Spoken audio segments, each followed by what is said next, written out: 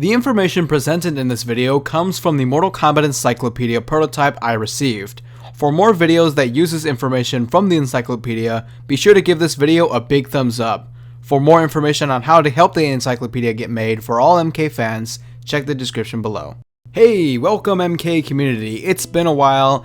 Again. Well, when following the pattern of NetherRealm games, Mortal Kombat 11's announcement should be coming in a couple of months, and I mean like 4 months from now as of January 26th. We're literally almost there, so while we wait, I decided that the time to do MK videos is now or never. Today, I have a list of 5 unknown facts about some of the Mortal Kombat characters. This list is made up of little bits of details for some of the characters, not all, but some in the lore that the common MK fan might not know, and some of them on this list are facts that I didn't know. So once I list all of the 5 facts, I want you to comment down below if you guys knew these facts or if you guys didn't know these facts and are finding these out for the first time. So, without further ado, let's get started. I am Ashra. I was once like the others, before I found the means to purge myself of the evil taint that permeates all who reside here. Number 5. Oestrus Sisters. During Quan Chi's time in the NetherRealm, he has always had demonic servants under him. We saw him in both MKX and MK 2011 with some of the fallen heroes as revenants. He's had Moloch and Draman under him, the poster boy Scorpion was one, and another commonly known servant of Quan Chi, or former servant now, is Serena, who we also see in Mortal Kombat X. The others alongside Serena are Jataka and Kia, who haven't been playable in any MK game before, but are seen in Mortal Kombat mythologies.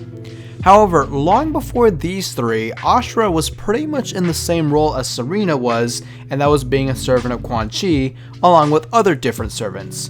Those others happen to be Ashra's own sisters. Currently, Oestrus Sisters are unknown. We don't know the names of them because they were never explored. But what is known is that her sisters aren't Kia and Jataka. And the reason why we never saw them is because Ashra actually killed her sisters with her Kris. One thing about Ashra is that she's a demon slayer, and the reason why she is a demon slayer is because her Kris purifies her soul to escape the NetherRealm, and her sisters were demons, so she killed her own sisters to escape the NetherRealm. Just talk about doing anything to achieve your goals, right?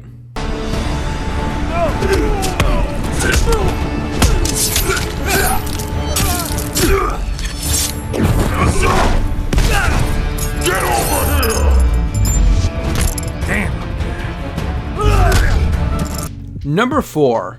Johnny Cage's real name. Johnny Cage is pretty popular among MK fans, and it's kinda cool how Johnny in the games is quite popular because of his movies and his star power, and Johnny in our real world for MK fans is popular because he's a really likable character. However, what many may not know is that Johnny Cage isn't his real name. His real name is actually John Carlton. It's funny because there's a similar case with Nicolas Cage. He professionally goes by Cage, but his last name is actually Coppola.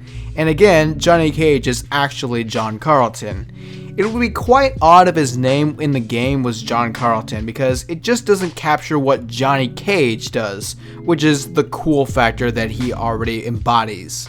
It is enough that she possesses it. It turns the tide in her favor.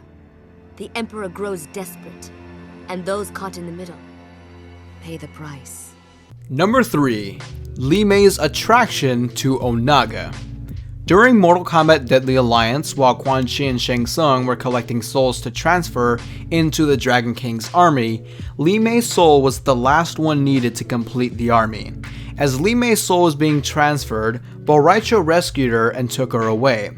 However, part of her soul still rested into one of the mummies of the army. This caused her to gain some traits of that one soldier.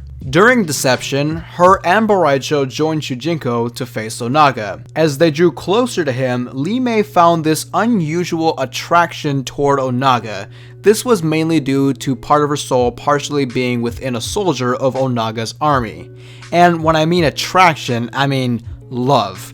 Of course, Li Mei tried to resist this feeling as she resides with the good, but it is unknown whether or not she successfully did so. What is known is that in Li Mei's Deception ending, she became Onaga's queen. This, however, is not canon to the story, as it doesn't carry over into the next game. Kill him!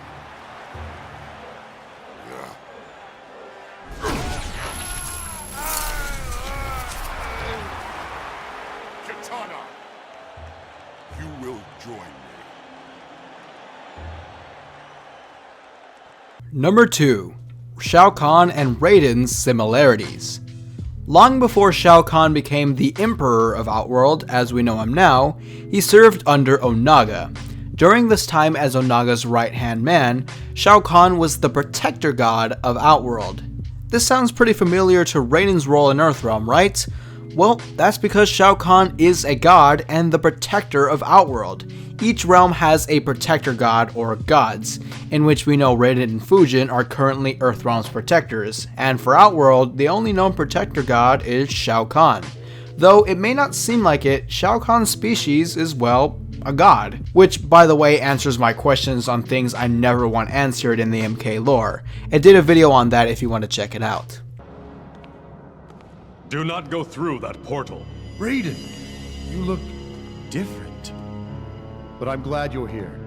I need your help. Shao Kahn and his allies are planning something. It is none of my concern. Number 1. Dark Raiden's Origins Original Timeline.